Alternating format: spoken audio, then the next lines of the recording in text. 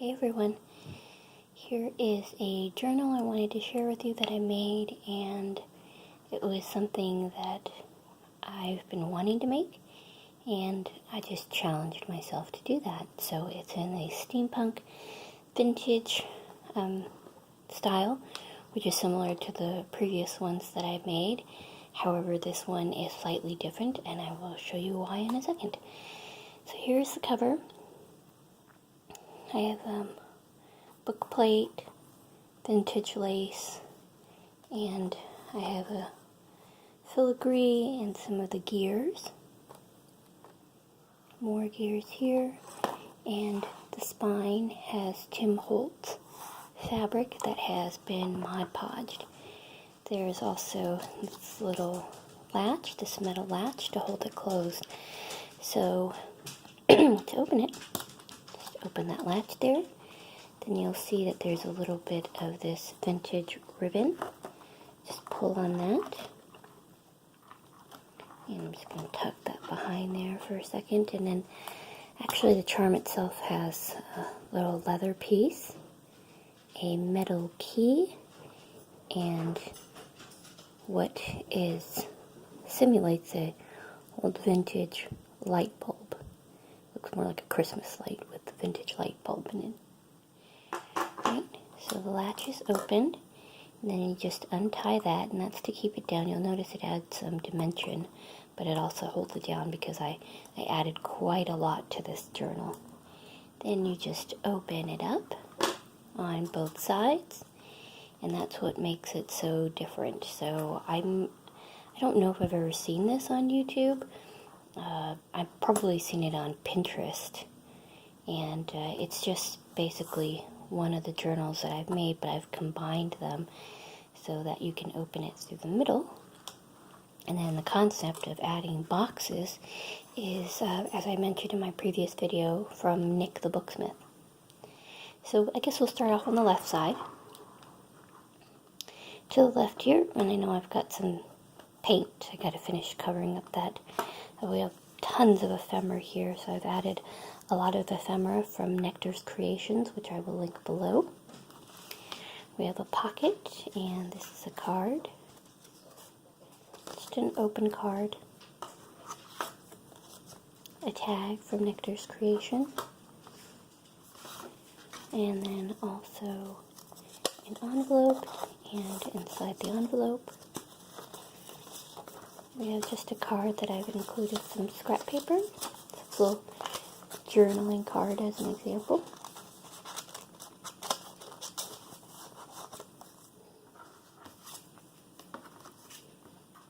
And it just goes right back into this pocket here.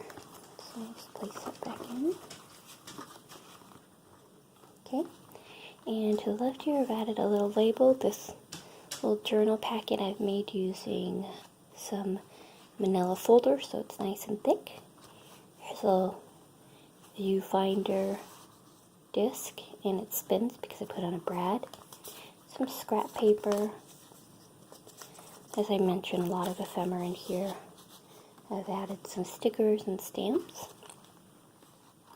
Used my stickers again, and then that's Tim Holtz stamp. Paper bag.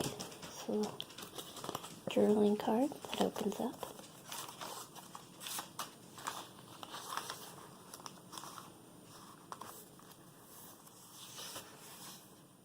Book page from The Skull and the Nightingale. There's quite a few pages in here. That's what fills up this so much. That's what's a little puffy. Again, you can cut this down. You can add some charms if you'd like, or you can tie it another way. Untie it, take the journal out, and replace it, excuse me. A stamp from Tim Holtz, Curiosity. And here we have two journaling cards, this one and a journaling tag. And then back here, pocket with a journaling tag and a stamp from Tim Holtz, and that's Graphic 45. Right, going to the middle here, We have 2 tuck spots, and this is using the embossed folders from Tim Holtz. A journaling card. This is the large journaling card. And then I've Mod Podged some of the cutouts and ephemera from Nectars Creations, and I've stamped it as well. So you have 2 tuck spots basically. You have this tuck spot, then you have this tuck spot, so you can fit quite a lot in there. And so when you open the box, sorry my light's changing and I'm using natural light today. I stamped these images, so I Mod Podged the ledger paper on, and then I stamped it, and the effect is amazing. I don't know if anyone's ever talked about that, but it gives us this really glossy effect, and the colors are so much more vibrant. And this is Tim Holtz Distress ink that I used to stamp on, and in person it's just really vibrant and crisp. And I don't know if that's because of the Mod Podge. I have to assume it is, because when I stamped before without Mod Podge, it didn't turn out like that. So you have 8 pockets. They're all backed with cardstock or paper. A tag there. I'm trying to get it at this angle.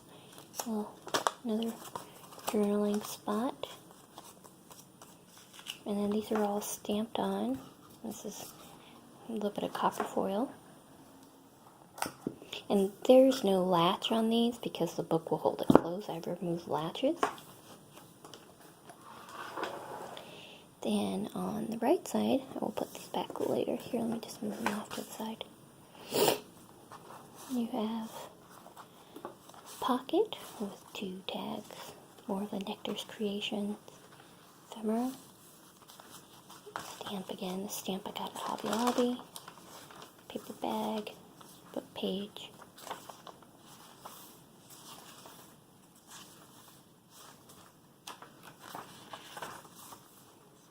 It's a pocket with a tag.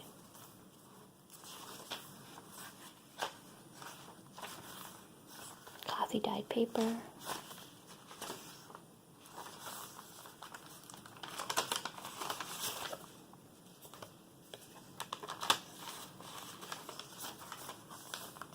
Stamped. And on the back here you have the viewfinder wheel again. A little piece of journaling.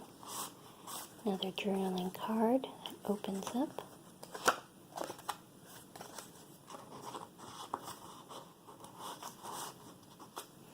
Then you have a pocket that I made using a Tim Holtz die and some brown paper gift bag. Just some ledger paper for journaling.